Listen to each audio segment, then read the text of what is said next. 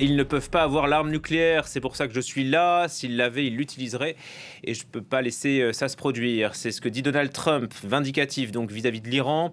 Il menace de détruire des infrastructures civiles, de prendre le contrôle de l'île de Karg, qui abrite un important terminal pétrolier. Donald Trump prévoit aussi de frapper une nouvelle fois l'Iran ce soir. La situation au Moyen-Orient s'est fortement dégradée la nuit dernière, à tel point que selon Donald Trump, le cessez-le-feu n'existe plus. Ce sont les Iraniens qui ont frappé les premiers en ciblant des navires commerciaux qui n'utilisaient pas, selon eux, la bonne route dans le détroit d'Ormuz. Emmanuel Macron lui appelle au calme et au sang-froid.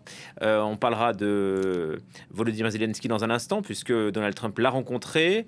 Romuald Siora, vous êtes avec nous. Je rappelle que vous dirigez l'Observatoire politique et géostratégique des États-Unis de l'IRIS. Votre livre, America 250, une histoire graphique des États-Unis. Le voilà enfin, votre livre. On parlait tout à l'heure de cet accord cadre qui avait mis fin à la guerre entre Américains et Iraniens. On parlait de capitulation des Américains. Bon, c'est normal là qu'il y ait des sorties de route alors. Oui, écoutez, cet accord cadre d'il y a quelques semaines a été vécu aux États-Unis comme une capitulation, et pas simplement aux États-Unis, voyons les choses telles qu'elles sont, hein. Aucun des objectifs initiaux n'a été atteint. Le régime est toujours présent. L'Iran réaffermi sur la scène régionale. À l'intérieur d'une théocratie, on est passé avec les gardiens de la Révolution à une dictature militaire. Tout ce qui touchait aux missiles balistiques, c'est oublié. Maintenant, l'Iran a le droit d'avoir des missiles balistiques.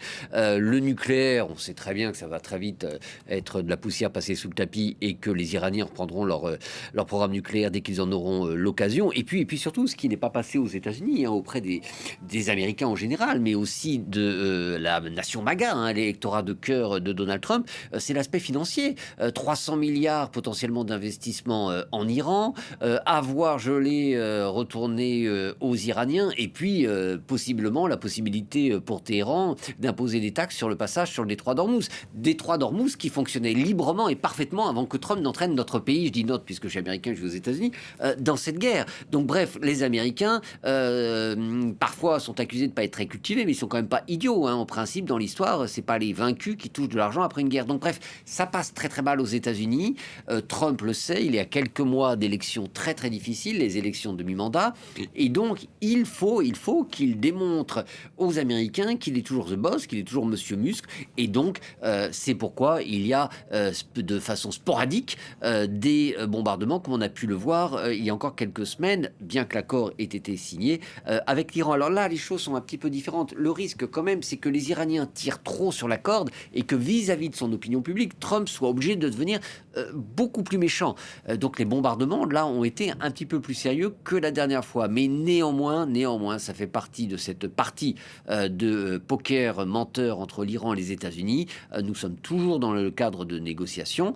Et Trump a été très clair, il l'a dit lui-même, mais on peut continuer à négocier. Donc à moins que cela déraille, parce qu'avec Trump et le régime iranien, les choses pourraient dérailler assez vite, pour l'instant, je suis assez rassuré, je pense que nous sommes toujours dans le cadre initial. Et pour rappel, on négocie sur le programme nucléaire iranien. Vaste sujet quand même. Oui, mais on négocie surtout sur le détroit d'Ormuz, hein. Et détroit d'Ormuz aussi. Et s'il y a eu ces bombardements, c'est encore une fois lié à ce détroit d'Ormuz. Une fois encore, avant que Trump nous entraîne dans cette guerre, tout allait bien. Non pas pour le malheureux peuple iranien, mais de toute façon, il est oublié, il a été lâché en rase campagne par les Américains. Mais ce détroit fonctionnait parfaitement bien. Là, le vrai problème, pourquoi il y a eu la crise de la nuit dernière, c'est que les Iraniens ont bombardé quelques navires qui passaient via le détroit pour rappeler aux Américains que c'était leur détroit. Et donc les Américains ont répliqué. Le problème, c'est pas le programme nucléaire iranien, c'est ce fameux détroit d'Ormuz. Et oui, on négocie sur le programme nucléaire, mais les Américains ont déjà avalé tellement de couleuvres et des grosses couleuvres qu'ils en avaleront d'autres sur le programme nucléaire. Non, la seule chose, c'est si cela déraille, mais où je ne suis pas trop inquiet, c'est que nous pourrions avoir peut-être une succession de quelques jours de reprise des hostilités. C'est que Donald Trump n'a pas vraiment le choix. Il ne veut pas repartir dans une guerre de haute intensité. Et de toute façon, il a eu du mal déjà à en sortir. Ben exactement. Donc s'il repartait, pour quel résultat ?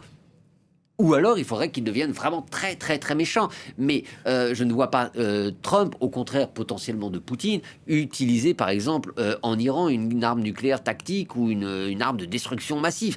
Donc, bref, s'il recommence des bombardements intensifs pendant plusieurs semaines pour un résultat similaire, cette fois-ci, il sera véritablement humilié vis-à-vis de son opinion publique. Faisons accrocher à Washington pour retrouver Mathieu Babin comme chaque jour. Bonjour à vous Mathieu. Bon, alors on avait vécu le G7 à Versailles où Donald Trump avait affiché un regain d'optimisme, et puis nous revoilà avec un Donald Trump sombre, limite hostile, hein. Alors vis-à-vis de l'Iran aussi, mais vis-à-vis de ses partenaires.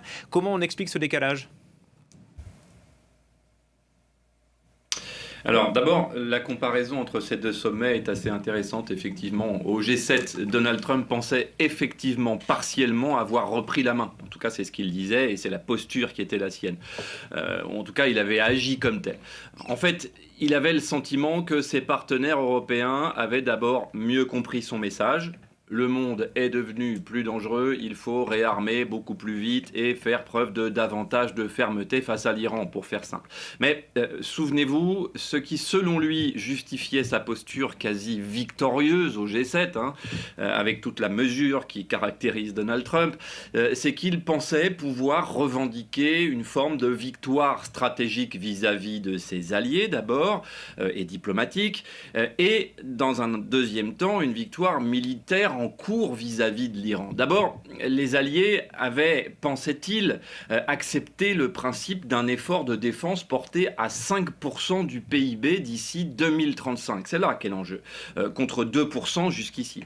Ce qui constitue, c'est vrai, une évolution historique, ou constituerait une évolution historique. Même s'il faut le rappeler, ces 5% se décomposent en 3,5 de dépenses militaires concrètes et 1,5 consacré en fait à la sécurité, aux infrastructures et surtout à la cybersécurité. Mais tout a changé avec la reprise des hostilités entre les États-Unis et l'Iran, en fait. Les Européens n'ont pas rompu leur solidarité avec Washington, quelle que soit la tonalité des discours que l'on peut entendre ici ou là.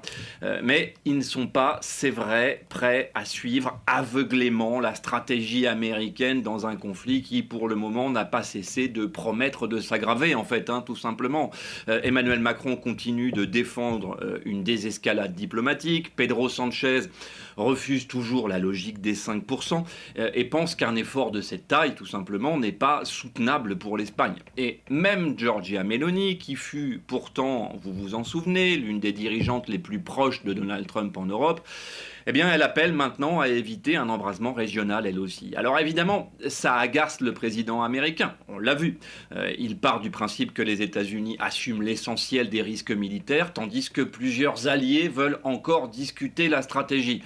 Pour Donald Trump, lorsqu'une crise éclate, il faut choisir son camp. C'est binaire, c'est trumpien, même si on aurait préféré que la crise n'éclate pas. Mais aujourd'hui, pour beaucoup d'Européens, il faut d'abord chercher à contenir l'escalade. On l'a compris, c'est l'obsession européenne. Si vous vouliez absolument une comparaison qui, on ne le dira jamais assez, est souvent le meilleur moyen de se tromper, dans l'imaginaire trumpien, quand l'Amérique prend une initiative militaire, comme en Irak en 91 ou en Afghanistan en 2001, l'adhésion des alliés est automatique. Leur adhésion et leur engagement concret. Seulement voilà, dans la lecture qu'en font désormais les Européens, le 7 octobre n'est pas le 11 septembre et la menace nucléaire iranienne ressemble sans doute aux armes de destruction massive de Saddam Hussein. Donc il y a un problème de vision, d'interprétation entre les Européens et les Américains, c'est ce qui expliquerait donc ce dialogue de sourds ?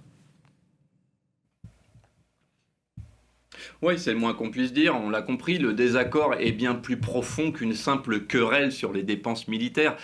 Donald Trump considère que l'OTAN fonctionne comme un contrat. Si les États-Unis garantissent la sécurité de l'Europe, les Européens doivent investir davantage dans leur défense, acheter davantage d'équipements américains et soutenir Washington, surtout lorsqu'il décide d'agir, quelle que soit la nature de la décision et les conséquences surtout de la décision. Seulement cette époque-là semble Sinon être révolu, au moins avoir pris un sacré coup de vieux. C'est dans cette logique qu'il insiste sur les 5% du PIB. Encore une fois, ce chiffre n'est plus un vague projet, c'est désormais l'objectif adopté également par les alliés pour 2035. C'est très concret. Mais Donald Trump juge quand même ce dernier calendrier beaucoup trop lent. Avec la guerre en Ukraine, les tensions avec l'Iran et le réarmement de la Russie aussi, qu'il ne faut pas oublier, il estime qu'il faut accélérer immédiatement, plus vite, plus fort. Attention, c'est pas parce qu'il ne nomme pas la Chine qu'il ne l'a pas en tête également, mais il ne la nomme pas pour le moment. Alors, quand Pedro Sanchez répond que cet objectif mettrait en péril les finances publiques espagnoles, encore une fois, et refuse d'en faire une priorité absolue, évidemment, Donald Trump s'énerve. Au-delà des chiffres, c'est une différence de vision, bien sûr, oui, vous l'avez dit. Emmanuel Macron continue de défendre une autonomie stratégique européenne et le recours à la diplomatie dès que possible. Mais si on en est au stade du vœu pieux, Keir Starmer, lui, soutient les États-Unis, mais veut en même temps préserver l'unité des alliés. Et puis, Giorgia Meloni, je finirai avec elle, malgré les coups de canif dans le contrat de mariage avec Donald Trump ces derniers temps, l'Italienne reste quand même proche de Trump, tout en appelant à contenir le conflit, elle aussi, avec l'Iran. En réalité, Donald Trump voit les alliances comme un outil au service des intérêts américains, c'est tout à fait clair. Mais ça n'est pas nouveau. Ses prédécesseurs avaient une vision à peu près identique, mais formulée de manière beaucoup plus diplomatiquement correcte.